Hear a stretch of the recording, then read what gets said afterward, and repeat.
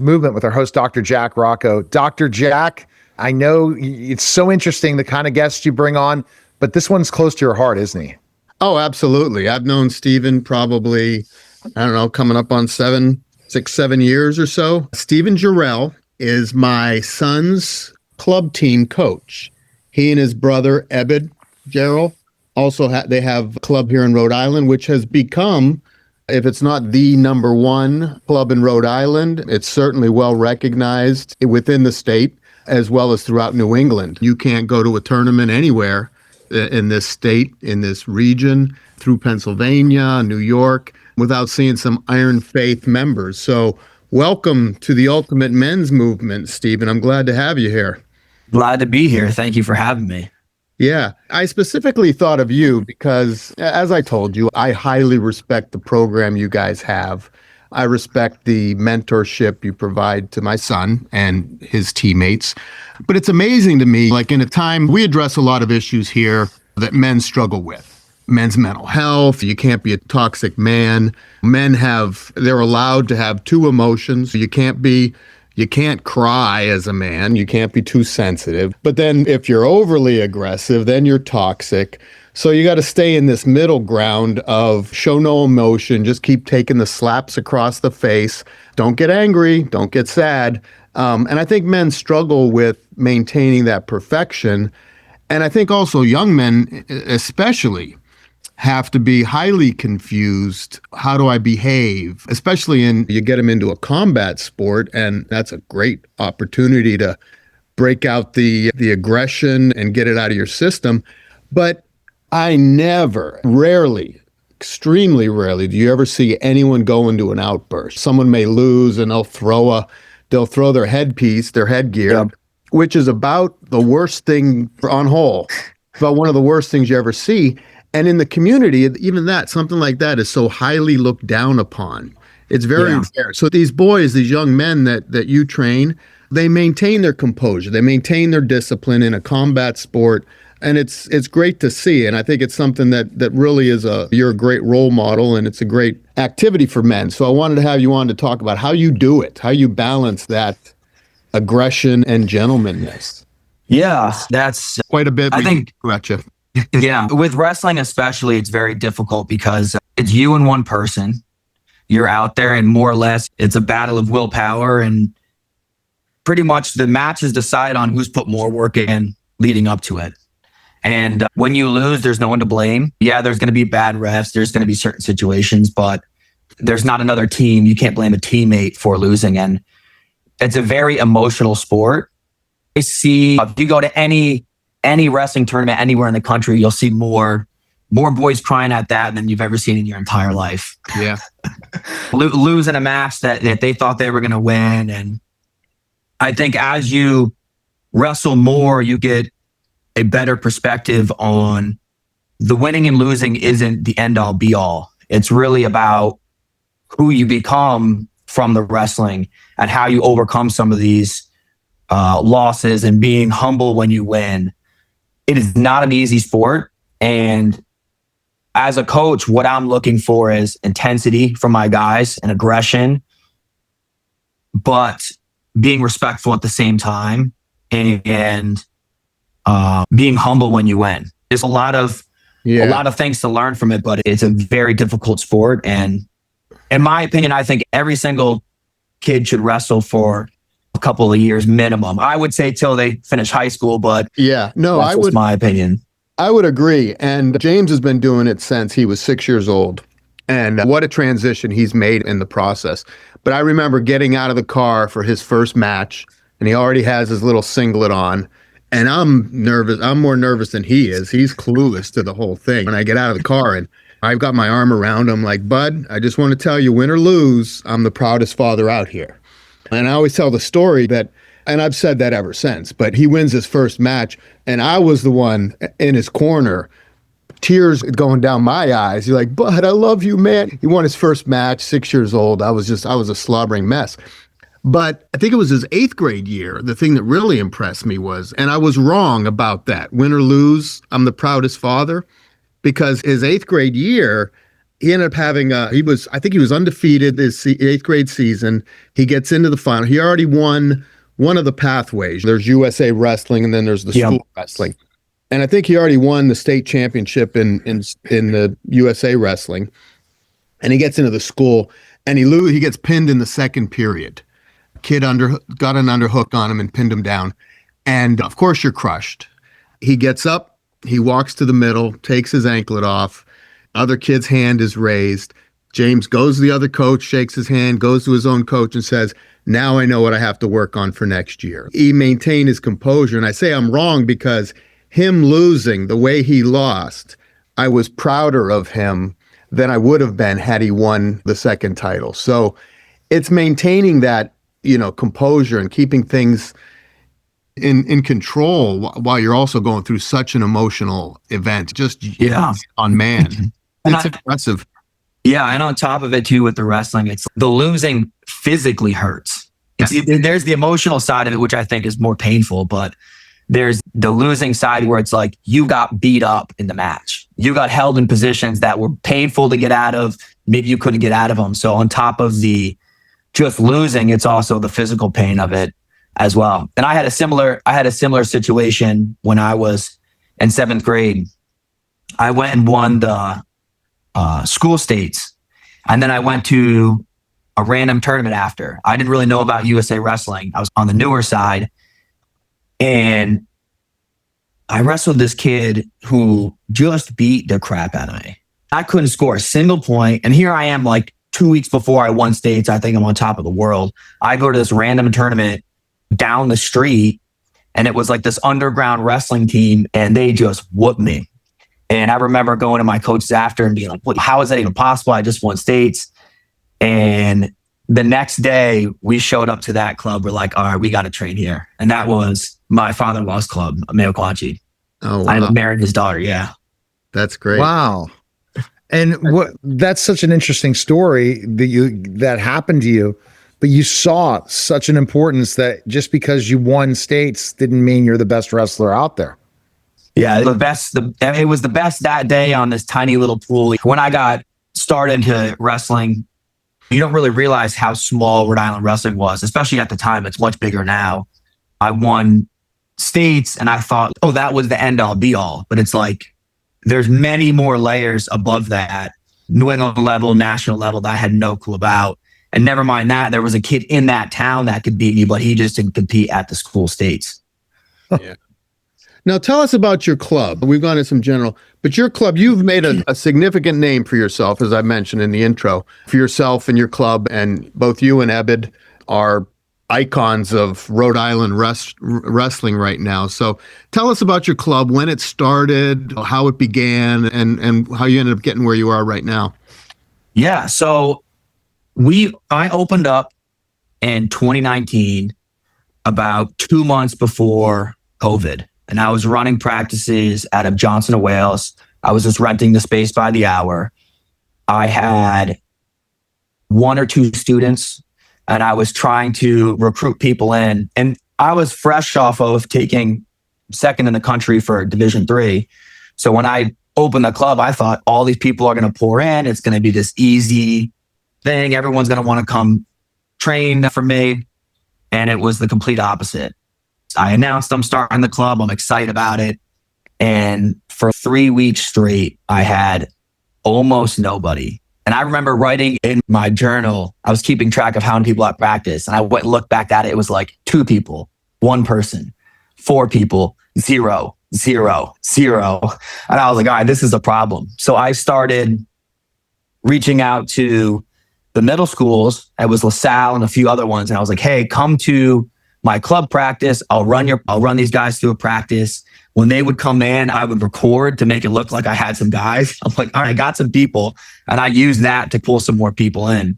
And just when I started gaining some momentum, I had probably 15 students at the time.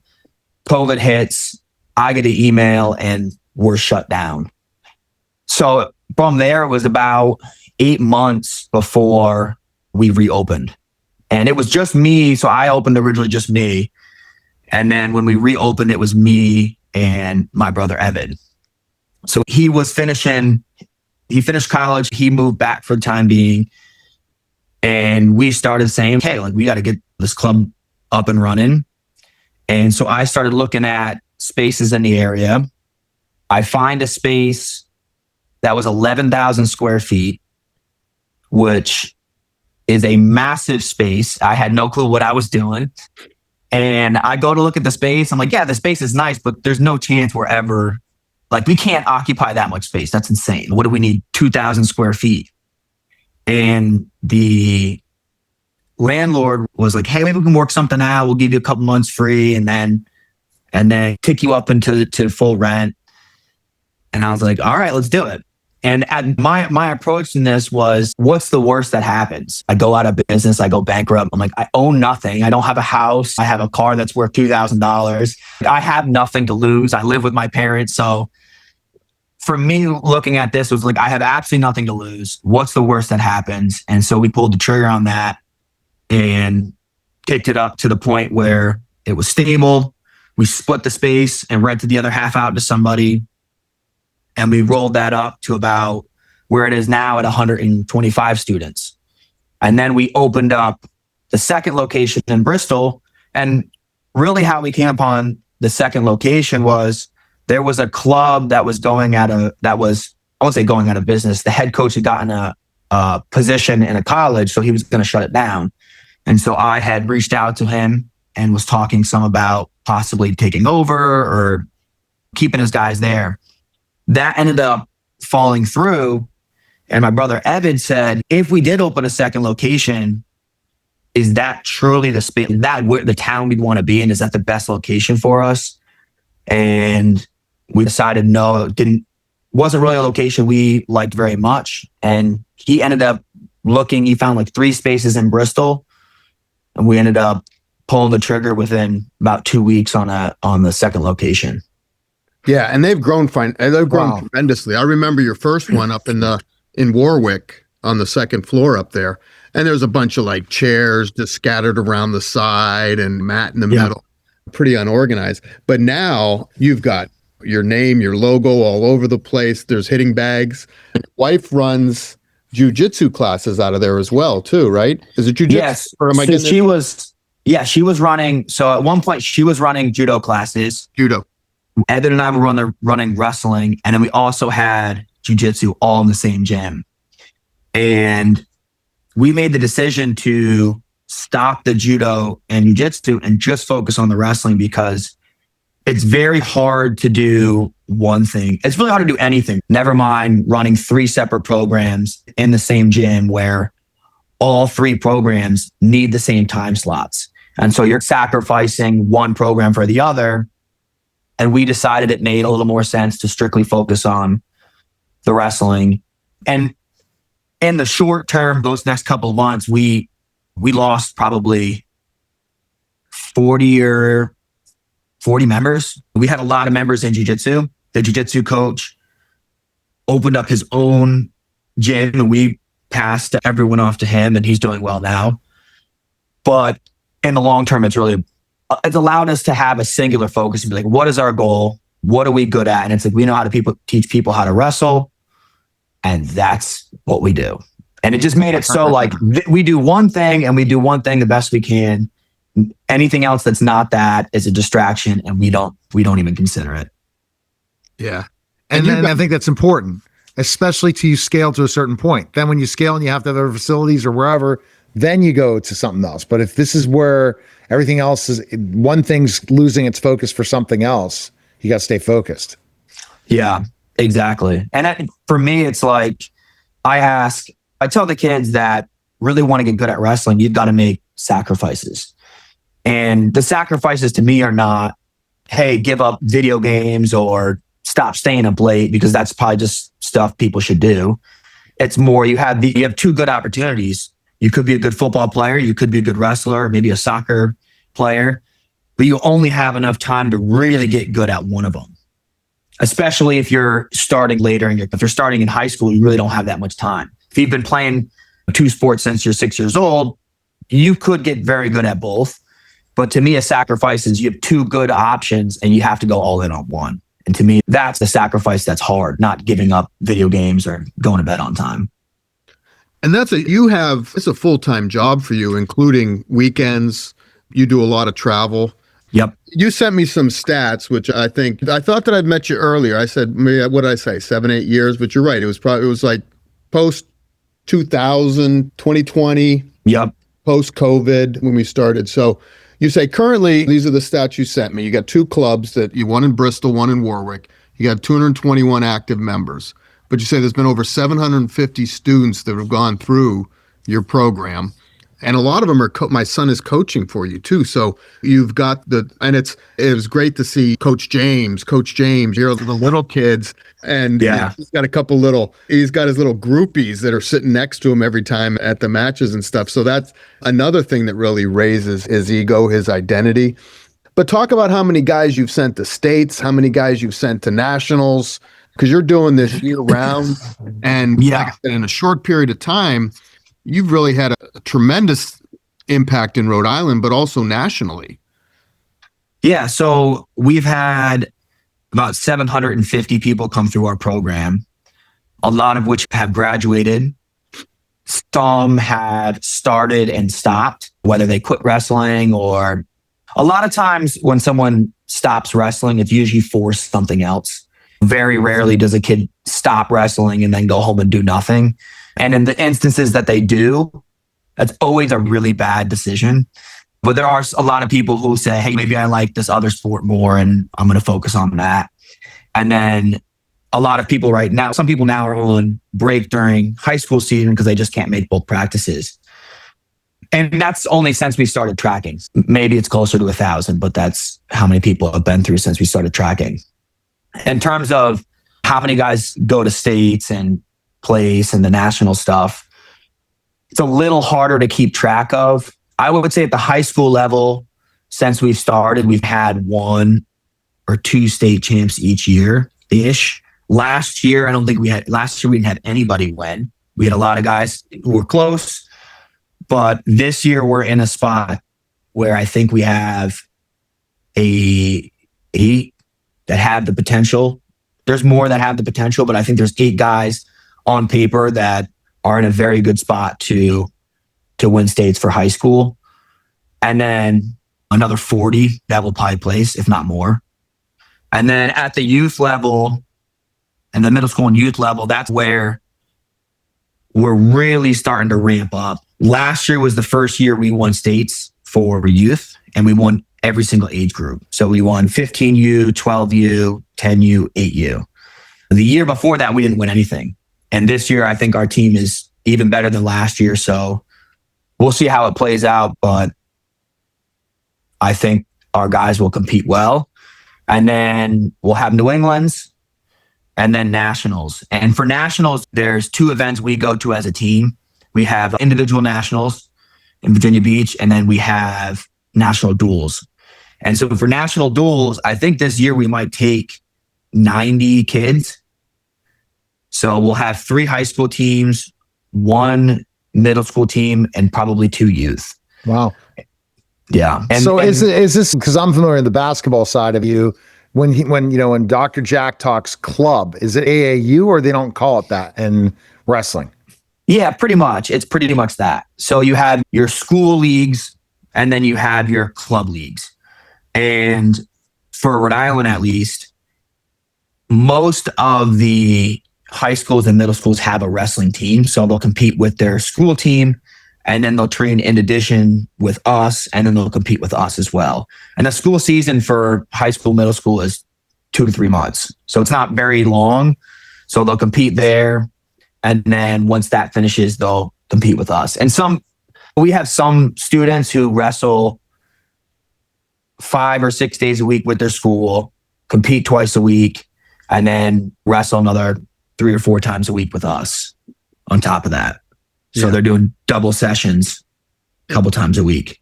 And these tournaments down in Virginia Beach are unbelievable, Neil. You walk in there's tens of thousands of people. I don't know how many. The last time I happened to run into a guy I was stationed in the military with in 2000. We were on the same flag football team. And I'm walking through there and I see this dude and I'm like, is that Stacy? And I'm like, can't be. And I go up and we just hugged it out. And like I said, you find people from all over the world. I saw it down in Greensboro. I met another buddy of mine from undergrad. So it's huge, tens of thousands of people and hundreds of mats everywhere. And I said, for you to bring 95 guys, that's no small feat. Yeah. You got to pay for hotels and several days on Virginia Beach and the dedication that goes into it. You know, what a following from 0 to 2 people in your class in 2020, 2021 to now you got 9, you're bringing 90 to nationals. That's really impressive. Yeah, it is definitely very exciting. And the nice thing with some of these national events too is you'll see some of the same guys. So like you might wrestle against someone in Virginia Beach and then you go to another national event and you find, I know that same kid I wrestled, I see him. And so you almost start building these friendships with people you would have never known. Yeah, and there's kids because from you just see each other. Yeah. Yeah, down in Virginia Beach, I remember seeing guys from Oklahoma, Florida, from all over the country. And I think the thing that I really love about wrestling that I think not everybody's athletic. Not everybody can make the basketball team. You got 5 guys on the team. Not everyone can make the football team. But with wrestling, you don't have to be a certain size. Some of the, you can be a 98 pounder and be a badass. Where some of these guys, they really find their calling, I think. I think it's great for young men's identity, for their confidence. They get a little swagger going on, especially in high school, especially if you're a smaller guy and you're getting sand kicked in your face at the beach, so to speak, you become a wrestler, you start getting that cauliflower ear. Suddenly people are backing off. I think it's great for confidence. And I think men and young boys, I think, really need that stuff, especially at that critical period in their lives, middle school, they're going through puberty, trying to talk to girls. And I think wrestling is a great way to really focus on yourself, both physically and mentally. And you get that reputation of being a wrestler. And I talk to so many people that say my son wrestles, and damn, that's one of the toughest sports. The discipline that goes into it. Employers look for wrestlers, or they see a good wrestler. They know they're going to have some dedication and some discipline out of that person. Yeah. And the confidence you get from wrestling is not this fake looking in the mirror saying positive stuff to yourself. I'm the greatest, this, that, and the other. It's you get the confidence from the work you put in. It's like you get the confidence from knowing where you started and where you are now and how you got stronger and how you developed and your grit and your mental toughness. And so to me, the confidence you get in wrestling is earned in blood, sweat, and tears. And it's authentic. Yeah. And you walk around, something I never really thought about. It's like a lot of people walk around, or I say a lot of kids walk around in school and they're afraid, worried about getting beat up, can't really defend themselves. And that was not an experience I had. I started wrestling pretty much right when I went to school. I was homeschooled before that. So I went to school, I started wrestling 6th grade. And I never had an experience where I was bullied or felt afraid in school because of something like that. And we get a lot of people that come in that maybe they were bullied in school or they were afraid in school. And within a year, it's like they're walking around with their head up. They've got confidence. And a lot of times it's just the confidence alone is what will back some of those bullies off or be a warning.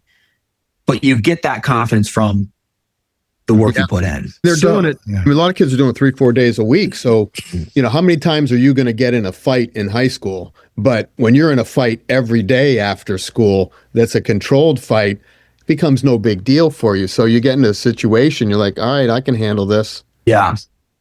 Now, with the resurgence of different sports than when probably Dr. Jack was wrestling, and even professional wrestling when I was, UFC was really just in its beginning phases. How many of these kids are wanting to go into full combat sports at one point? Yeah, a lot of the youth kids. A lot of the younger kids come in, they're like, oh, I want to fight in the UFC. I want to do MMA. Where, it was not a thing when I was in high school, middle school, it was not a thing. The only fights people got into or that you knew about were like some after school fight or something. But kids come in and it's like it's a goal of theirs. Yeah. I wouldn't say all of them, but there definitely is a portion of kids that start wrestling. I want to get into the UFC. I want to fight. Now, my question to you is: the money's still not that great for these guys getting killed. Yeah. Money is still not for the top talent versus other sports. Yes. Yeah. A lot of people I went to college with got into it, and people have asked me, "Oh, why don't you go fight?" And there's a lot of easier ways to make money. Almost any job. Isn't that terrible? And how they get away with that versus WWE is starting to pay their guys, but still not to the extent that they should, except certain talent. I think the longer UFC is around, the more money there'll be for. They need a union everybody. like sports. Whether it's that, I'm not super familiar with a lot of the sports stuff unions have done really well to save the athletes from getting paid compared to the promoters. Yeah. But they went from years of that. The professional football players, the hockey players, they were logging and delivering beer in the off season, even up until the 70s. When did football start? 1900, early 1900, and hockey, who knows when. But you're right. Is it up until the 70s and 80s? These guys were still, professional hockey was a part-time job. Professional football was part-time. Yeah. And I think a lot of times with wrestling, from people that I know, it wasn't a sport you got into because you're like, I'm going to go be good at wrestling and it's going to make me a lot of money. With football, with basketball, with baseball, I'm going to go be in the NFL. I'm going to make crazy money. But I think people are starting to see it, and I think it does impact the sport. I think more people get into it because there is some sort of financial opportunity. But I think that it's just there's so few people. There's so few people who make serious money in UFC. There's so few people who make serious money in wrestling, although it's growing. And even with all of that, with sports, like, it comes to an end. Like, your wrestling career comes to an end. Your football comes to an end. And it rarely comes to the end that you want. It's usually some think of the concussions, concussions and all the different things in your sport. If you talk about wrestling to MMA, you could die in the ring. You're taking a lot of risks for sure. Hey, we got a special guest appearance pop up on here. Steven was just telling us about he's the best coach with Iron Faith and how he's been the brainchild, the energy, the inspiration, the Lord of Lords at Iron Faith, and you're his worthy sidekick. Is this correct, Ebed? Welcome to the Ultimate Men's Movement. Yeah, I appreciate it. That's definitely not correct. No, it is. He's the man. I'm the humble one. I'll say that. Yes. This is Ebed Jarrell, the good-looking brother of the two. So welcome. We've gone through a lot, Ebed. Let's hear from you. What's inspired you most in running this club over the past several years? What are your stories? What are your inspirations that touch you and make this all worthwhile for you? Yeah, definitely. So after college, I actually was an engineer for a couple of years while I was running the club. And for me, I found a little bit of a lack of purpose in what I was doing. I think some people can find purpose in the engineering or whatever field they're in. But I was constantly looking forward to coaching, helping these kids. I saw a quicker impact on my work I was doing as a coach. Seeing a kid improve with wrestling, or his behavior change, or his grades get better, versus the company I was working for. It's a bigger company and you couldn't really see exactly what your impact was. So for me, that was really what made me more inspired and really wanting to go all in with the wrestling club and not spend my time with the engineering. Now that I've went full force with the club for the past 4 or 5 years, the best thing is really seeing kids' beliefs and their character change.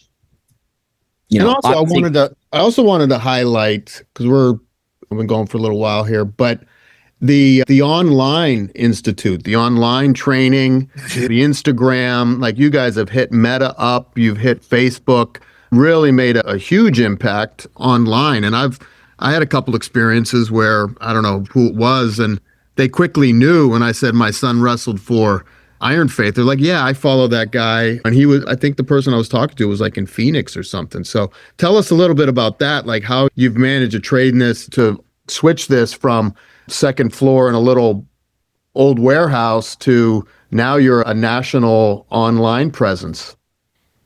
Yeah. So when I first was making online content, my thought was, what could I make that would help my current members? I think a lot of people, when they go into the online space and they're trying to grow a brand, they don't focus enough on what would help people.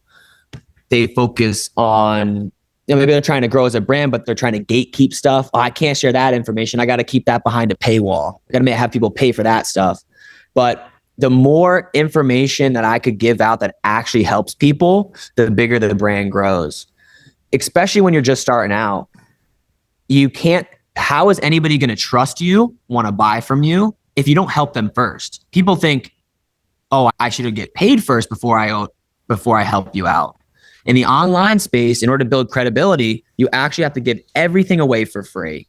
You give all the best stuff. Every detail, you give the PDFs away, you make the best instructional ever that everyone else is selling, and you give it away for free. And that's what we have in our comments. Man, I can't believe this is for free. All this helped my kid win a state championship. And then when we go and offer something like an online academy or sell a t-shirt, just because of the goodwill that we've built up in actually providing valuable content, they can't help but buy. They trust us. We've already helped them.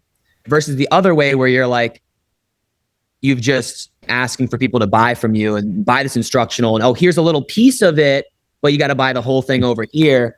A lot of that's, I haven't built enough. You haven't built enough trust with me. I think I'm going to go to the next video. I'm going to scroll down to the next Instagram video. You need to be telling people this stuff. And I'm going to, owning a digital agency, I know exactly what the problem is. People don't want to give everything away. But see, you give everything away, they're still not going to copy it. They're going to still come back to you. They're still going to say, I can't do this. This is too much information. Yeah, it helped me a little bit, but I want more. And that's in more watch time, more people interested in the specific stuff. And if you niche in the right way, you're going to kill it. But it's the time too. You can't just think it, you post a couple videos and it's going to go viral. It's putting the time, the effort, and you have a community. How important is it to have a community? Think about how many wrestlers you have in your club, their relatives, their family members, all those things. How important is to build a community to build a great club? Yeah, the community is super important, especially to get people to stick for a long time. And even with the online side, it's like you talked about being able to do this for a long time, right? Not just posting a couple of viral videos or having your first couple of practices. Over time, it compounds because people actually get results. And then they trust you and then they keep going with you. So like with the online side, those people need to watch your video, implement it in practice for maybe a year, right? And then they get a result. Or say you're giving business advice or you're giving advice about personal growth. It takes some time to even implement all this advice that you're sharing with them for them to get results. And then the trust is built. You know, the trust is built from when they actually get some wins underneath their belt. When you've shared something valuable, they've used it. So it takes year after year, and then it takes improvement too. Because when you first start out, like when you guys post content, you'll see, oh, nobody liked that one. Oh, this video got 100 views. The other one only got 5. Let me do another video on that topic. Let me keep expanding, because what the views and the likes and the comments do is they share with the audience, or they share with you that this is what they want. They value this. So you can't be, I don't know if the egotistical is the right word, but you can't think, well, I know what's best. They'll tell you what's best. They'll tell you what they want based on if they're going to even watch in the first place. And don't get mad at the algorithm or anything else like that. The algorithm is giving people what they think is valuable. So if you're not getting views, it's generally there might be some things going on with getting shadow banned, but in general, it's because nobody cared about your video is the reality of it. So it's nice because you can get feedback very quickly. Now, as far as the community goes with the in-person stuff, like you're talking about, you have to build a certain culture too. You have to be able to, when you're talking with these kids, you have to protect the culture at the club. And maybe Steven can touch on this a little bit, where you have a certain culture that you're trying to build. You want people to value hard work. You want people to be respectful. And one of the things that really, I haven't had to do it, Steven's had to do it, but when the wrong person or the wrong person's in the club, you got to get them out. When the wrong person or the wrong family messing with your other kids, I don't care how athletic, I don't think if he's a superstar person, I've heard this in business as well, you got a superstar salesperson, but he's bitter, he's not friendly to be around, gonna ruin the whole team. Luckily for my location, everyone like that ends up just leaving. I don't have to have the hard conversation, but Steven's had to do stuff like that. I don't know if Steven can touch on that as well. Yeah, so when we first started, I remember we had someone in our club who was just a bad fit. People a little wild, behavioral wise. Parents weren't doing much to help, if anything, making it worse. And because of keeping him in the club for too long, we ended up losing a lot of other members. We had other people that were good customers quit or leave because we had this bad customer staying with us because we were so afraid, like, we're not making enough money to have anybody leave. And now that we're in a position financially where we're doing pretty good, it's much easier to be like, if this person is the wrong fit, you're gone. And there's no hard feelings on my end. It's not I dislike you, you have to leave. It's, hey, this is the wrong fit for you. Maybe there's another club that fits better for you, or maybe there's something else. But at this time, this is not the right fit. And I've asked the past 2 years here a handful of people to step out. And it's not out of anger. It's not that I dislike that person. It's just the wrong fit. And sometimes there's another place that's a better fit for them, and that's fine too. But we do have a certain culture we're looking for and a certain student we're looking for. And if it's like, if your kid doesn't fit this, it's just not going to be good. And so even now we have youth kids try classes out before they sign up, because we want to make sure, one, is it the right fit for you guys? Does everything that we have make sense for what you're looking for? But at the same time, for us, is this going to be the right student? Do they actually enjoy the wrestling? Can they pay attention? Are the parents supportive? The last thing you want is the wrong kind of kid in your program, and that wrong culture spreading quickly amongst 100 people. Once the culture goes south, I wouldn't really know exactly how to change that. Yeah, and you're right. That's long-term damage. You got to control those. That's because what I said, what we talked about in the beginning. It's like, it's very rare to see at a tournament anyone really going off. And if they do, they get the complete team shun over that behavior. It's just not accepted, which is interesting. I think we've been going for a little while. I think it's been great having both of you. I'm glad you could make it, Ebed. Your contribution has been tremendous, and we can have you back. But how do people get a hold of you? You have a website? You just do mostly socials, and we can post this in the show notes. And what's the best way to get a hold of you guys if someone wants to become a Rhode Island wrestler? Yeah, if you're local and you want to maybe try out a practice or see what we're about, ironfaith.com. If you want to check out our videos, Iron Faith Wrestling on YouTube, Instagram, Facebook, anywhere. You look up Iron Faith Wrestling and you'll find something. I guess that's anywhere. That's a good answer. You guys, how many followers do you each have? I know you, with your 3 different sites, you each have a 10 to 40,000 viewers. Yeah, in total, between all of the accounts, we're just over 500,000. That's fantastic. And 99% of it coming from Ebed and his efforts, and Will, who records and edits our videos as well. 500,000 or a tag along. 500,000 followers, or what do you? Followers. Yeah. Followers, 500,000. So where's your biggest platform? Ebed's Instagram, the YouTube, it's Facebook, everything Ebed did, and then a couple ticks below that. I got it. That's great. I didn't realize it was that huge. That's incredible. Yeah, you go and create content that people are looking for and do the right content, because he sounds like he knows what he's talking about. That's it. That's the big thing. But you have to stay the game. At the end of the day, if you do marketing in any type of way and you want to be all in, you got to be all in. I've been all in on my radio show to get to this big syndication and be very well known, but I've done it for over 15 years and done 20,000 interviews. And now if I want to do what Ebed's done in social media, I would have the time nor would I want at that point, at that time. But that is it. You got to put the time in. You got to figure out something that's great for your audience, and you consistently stay the game, because it doesn't happen overnight.